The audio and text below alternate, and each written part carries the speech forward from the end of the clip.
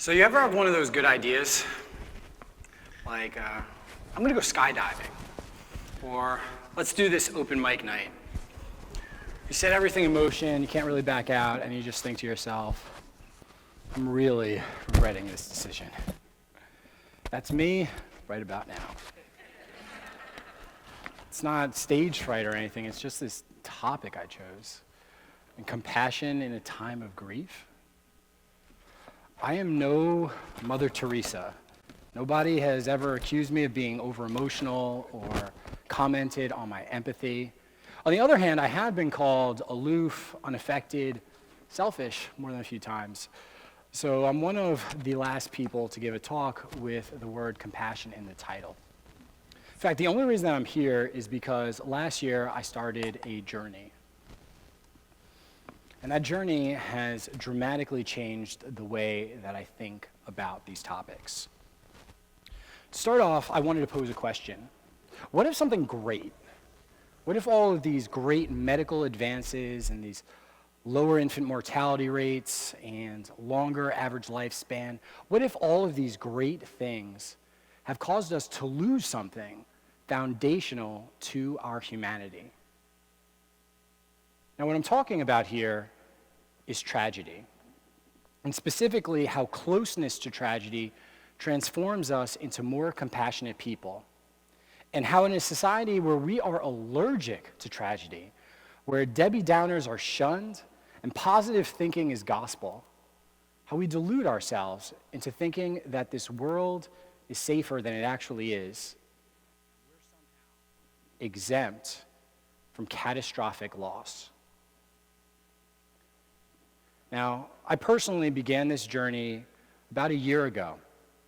It was the day before Thanksgiving. I was fast asleep in bed. I was warm and safe. And I got that nightmare 3 a.m. phone call. And I found out that my sister died in a car accident. When something like this happens, we tend to run certain scripts. So in the beginning, everybody knows the script. You have a funeral service. People send food. They send lots of food. They send flowers. They visit. And the inner circle, you're together as a family, really separated from the outside world. But after the first month, the script disappears, and that's when no one knows what to do. Anyone who has said anything to me has said the same thing, which is, I don't know what to say. But this collective clumsiness around tragedy and operating without a script, it sometimes causes people to choose avoidance, and they just sweep it under the rug. It got me thinking, what if it was impossible to sweep this discomfort under the rug? What if the threat of random tragedy was in our face day in and day out? Now, this might seem strange, but this scenario that I'm describing, it actually existed not too long ago in this country. There was a time when death was on every single block. It was impossible to ignore. Now, I learned about this a few weeks after my sister had passed. It was right before Christmas, and my family had gathered for our annual tradition of watching It's a Wonderful Life. Now, there's this really famous scene in the movie where Mary loses her bathrobe, and she's hiding in this rose bush. And so George scoops up the bathrobe, and he's like, well, what do I do with this situation? And it's really playful. And then suddenly, this car zooms up, and it's George's uncle, and he screams at George, George, your father, he's had a stroke. George tosses the bathrobe to the rose bush, and he leaves. And in the very next scene, we see this. He's in some sort of a business meeting. I don't know if you guys have noticed this, but he's wearing this black armband.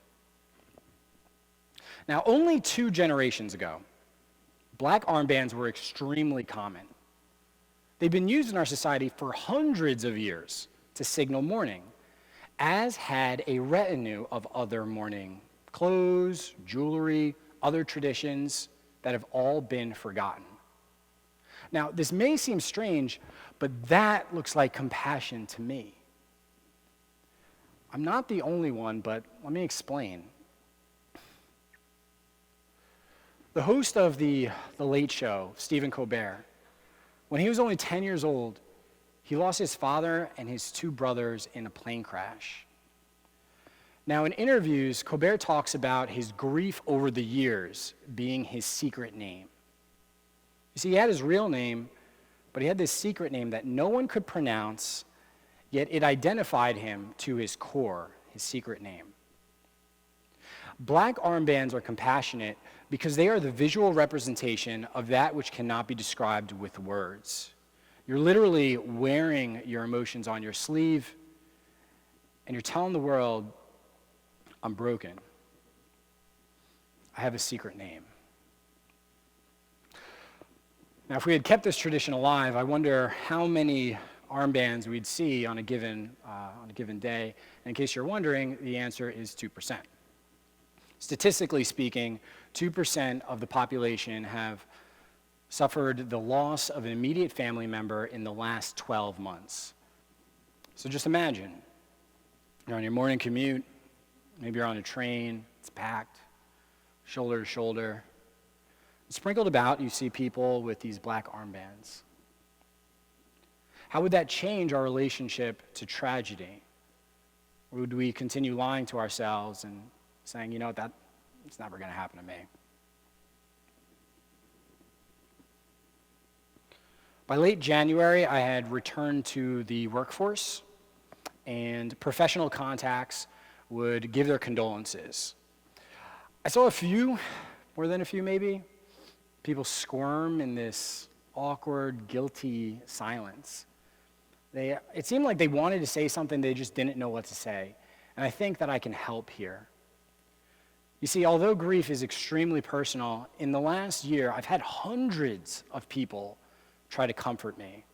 And I've sought the advice of experts and done my research. And I've identified the two most perfect ways that you can comfort a grieving person, which I'd like to share with you guys. Number one's super easy.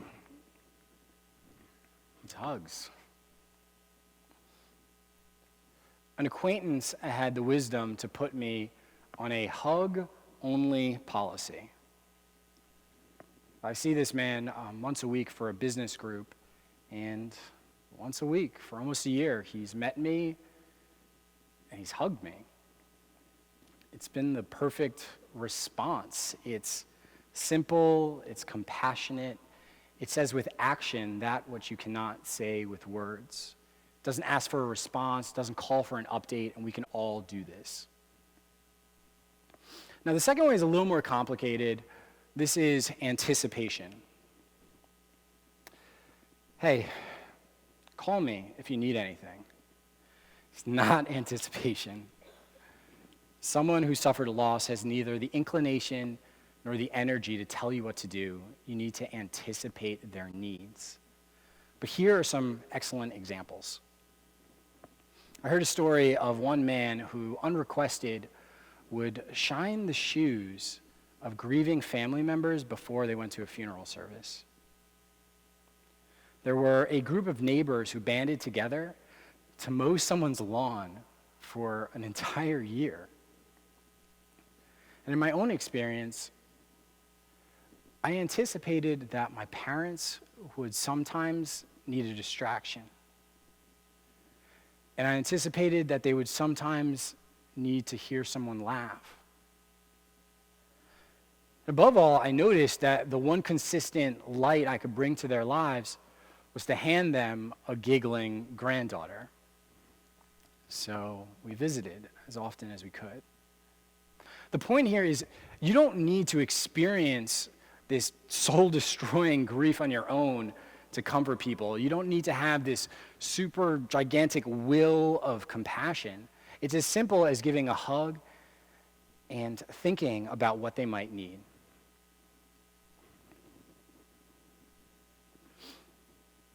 I know, looking at the audience, many of you are very familiar with this subject matter.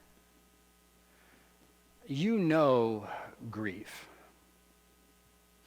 And you know that the untimely loss of a father, a mother, a sister, a brother, God forbid, of a child, that situation, that's not the rug getting swept from under you. That's when the whole damn building collapses. You are crushed beneath the weight. In light of that pain, it tastes bitter to speak of a silver lining. The only good that I can point to is a growing sense of empathy. Empathy will stop me in my tracks if I hear of someone's loss. It will compel me to bring up uncomfortable topics or to initiate awkward hugs or to show up. But the truth is, this change is cheap and lousy of a consolation prize. And I'd toss it away for one more moment with my sister. The irony is I kind of thought that this talk was going to be about transformation, how we undergo tragedy, we become more compassionate, but this world has more than enough tragedy as it is. This talk is not about transformation. It's simply a reminder.